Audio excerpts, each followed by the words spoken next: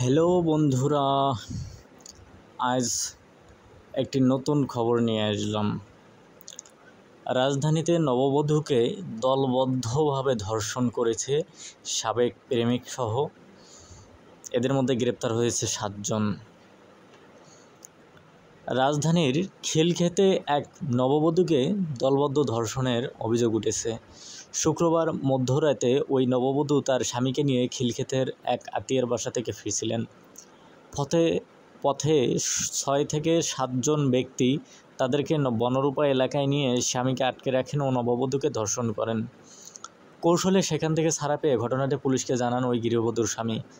এই ঘটনায় অভিযান চালিয়ে 7 জনকে গ্রেপ্তার করে পুলিশ। গ্রেপ্তারদের মধ্যে আবুল কাশেম সুমন নামে একজন ওই নববধূর সাবেক প্রেমিক বলে জানা গেছে। পুলিশের প্রাথমিক ধারণা, নববধূর ওপর ক্ষোভ থেকে টার্গেট করে সহযোগীদের নিয়ে আবুল কাশেম সুমন লোমহর্ষক এই ঘটনা ঘটান।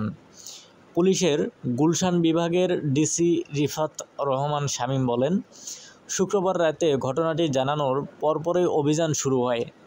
গ্রেপ্তাররা দলবদ্ধ ধর্ষণের সঙ্গে জড়িত থাকার কথা স্বীকার করেছেন। জড়িত একজন ওই নববধূর পূর্ব পরিচিত। এছাড়াও শিরোনাম কিছু বলে দিচ্ছি। পারভীনের দায় নিয়ে জানতে চেয়েছে কানাডার পুলিশ। মোহাম্মদপুরে উদ্ধার করা অংশে রামচন্দ্রপুর খাল খনন শুরু। হাতিরপুলের অফিসে যুবকের ঝুলন্ত লাশ। বস্তিবাসীর জন্য আধুনিক ফ্ল্যাট নির্মিত হচ্ছে জানালেন গৃহায়ণ মন্ত্রী। এছাড়া খেলার খবর, ফাইনালে মহারণে টসে জিতে ব্যাটিংয়ে ভারত। বন্ধুরা, এই ছিল আজকের মতো সংবাদ।